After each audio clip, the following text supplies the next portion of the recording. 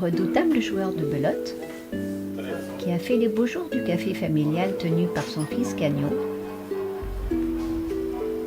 et habile maçon à qui l'on doit la construction du plateau de Valisbona, le napolitain Vito Di Cherano, Ubos pour les intimes, est venu en France dans les années 50 pour y trouver du travail.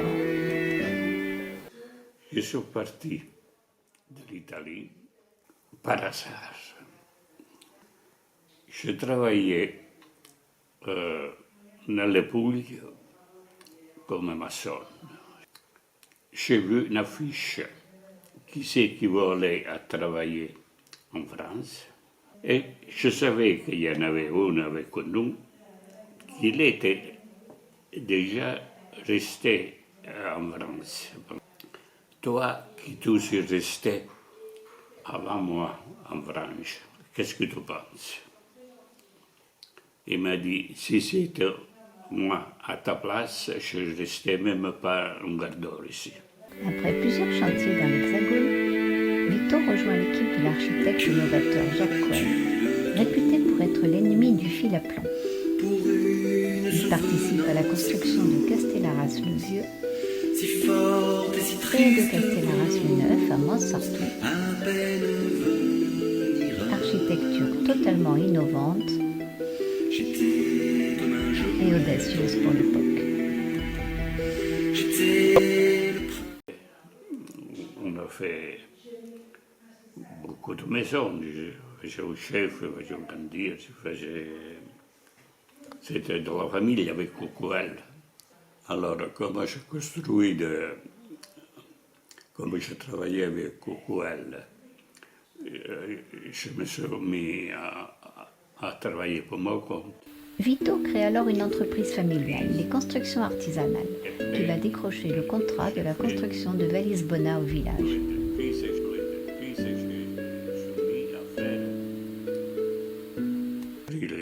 Les travaux, je suis resté maître d'œuvre, j'ai fait tout.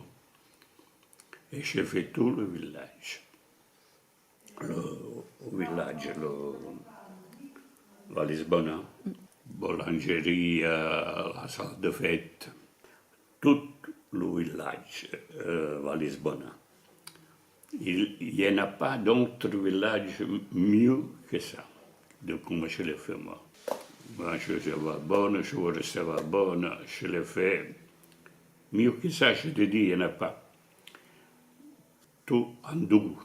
Il n'y a pas une plaque au plâtre, il n'y a pas une chose en plastique par terre, il y a tout en dur et tout comme il faut. L'escalier, ils voulaient faire à petite pierre. Et je dis non, il faut le faire solide, parce que le monde, il va, il vient,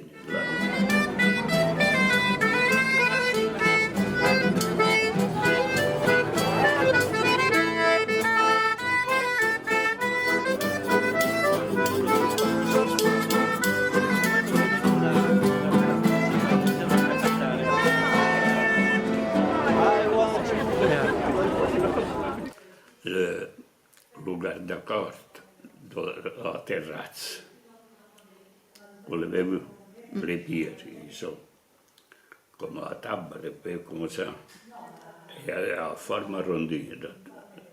Il faudrait regarder, savoir, parce que je parle. Le toit, par exemple, il n'y en a pas de gouttière. Il n'y a pas de gouttière, mais l'eau, il ne vient pas par terre. J'ai fait un chaînon, on appelle ça un chaînon incorporé. Comme je fais Valisbona, il a dit, je prends le bar. Il a fait le bar, il a contribué.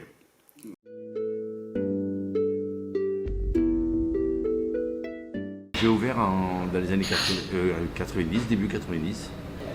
C'est vrai qu'au début, c'était surprenant parce que c'était un lieu moderne par rapport à ce qui se faisait avant.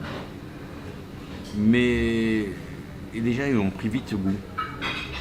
Le bar reçoit des habitués, des parents après l'école, beaucoup d'étrangers, anglais, hollandais, norvégiens, mais aussi des personnalités du monde du sport, du showbiz ou de l'art, comme le peintre allemand Peter Claesen, qui fréquente le lieu depuis 30 ans quand il séjourne dans sa maison-atelier de Châteauneuf-de-Grasse.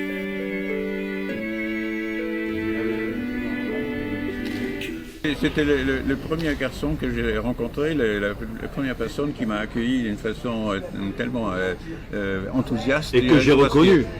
Tu m'as je t'avais reconnu en plus. D'accord, déjà. Je connaissais ce qu'il faisait, ses tableaux.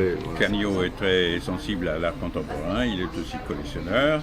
Et donc il y a une sorte de belle complicité, et c'est comme ça que j'ai plus amplement rencontré la ville et ses habitants. C'est pas un Valbonnais, mais tu l'es dans l'âme. Je suis dans l'âme de Valbonne.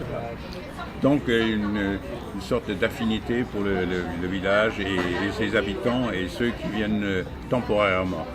Et donc des collectionneurs notamment que j'ai rencontrés ici, etc.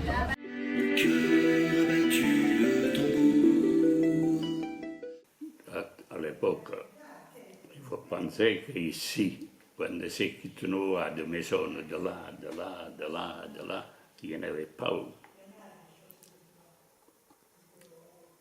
Parce que là, il n'y avait pas de maison. À l'entrée, j'ai fait six maisons. Après de là, j'ai acheté ici. Je n'ai fait 4, 5, 6 par là. Là, il y a mon frère, là, l'autre frère. Un bon village, c'est calme, c'est... Bon, il n'y a pas grand-chose maintenant à faire, mais il faut un bon entretien, quoi. On ne peut pas l'agrandir. Il n'y a plus de possibilités. Pour une souffle